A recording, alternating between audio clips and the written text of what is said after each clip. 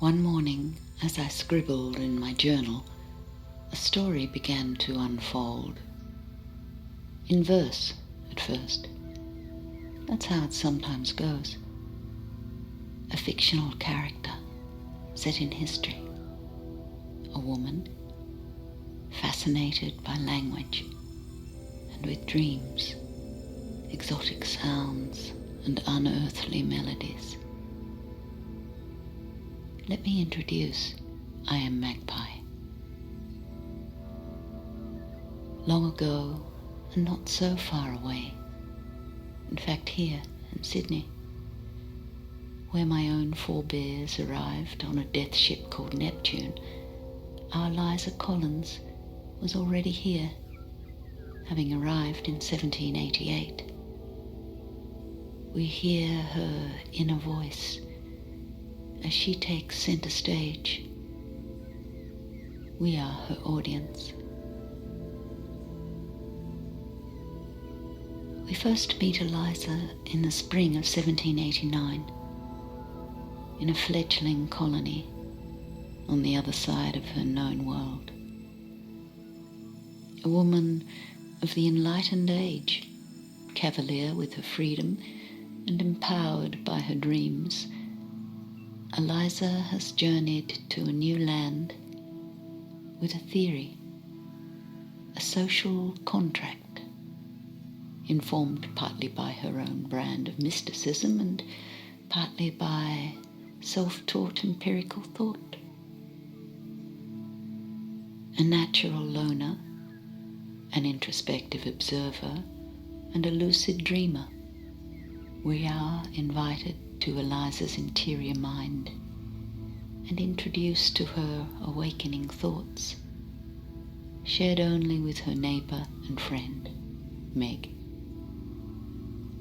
Inspired by the young astronomer and scholar William Dawes, Eliza feels ready to join him and a circle of women on the headland. It is here in the night that she can hear a language of resonant beauty and mystery.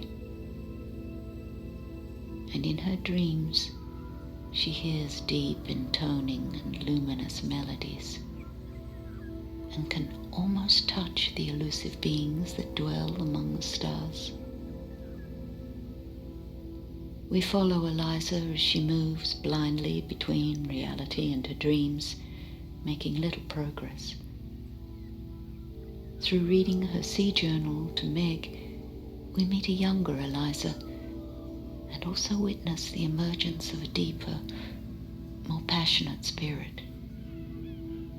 Her charisma burns brightly until tragedy strikes. Eliza will turn and return to her dreams, to the language, to Meg, and to the women on the headland, hoping for a new consciousness to find ground.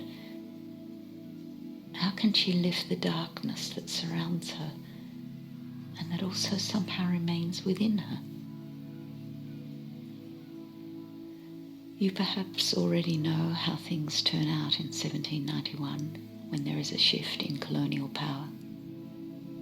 No peaceful understanding, no compromise, no treaty, no social contract.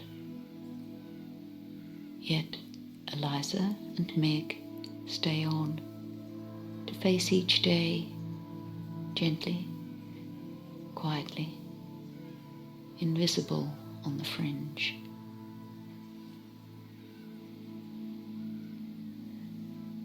I am Dr. Bronwyn Ether, a writer, a musician, and a linguist. As a linguist, I specialise in the recording and analysis of Indigenous Australian languages, spending a decade in remote communities of Arnhem Land. Like many field linguists, I learned my trade at ANU in Canberra. Among the significant events of that time, there are two that are highly relevant to this story. First, I was fortunate to meet fellow linguist Jacqueline Troy, now Professor Troy. Second, The original notebooks of the Sydney language, as scribed by the astronomer William Dawes from 1789 to 1791, long thought lost or destroyed, were discovered around 180 years later in the basement of a British museum.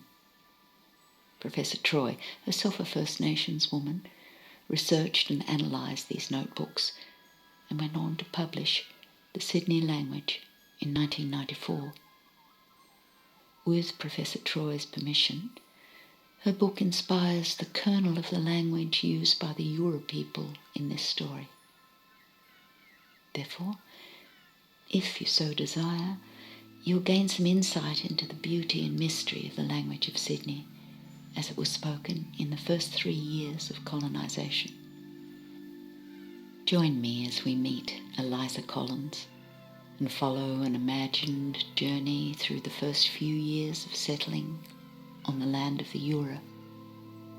Gadigal land, Aboriginal land, always was, always will be.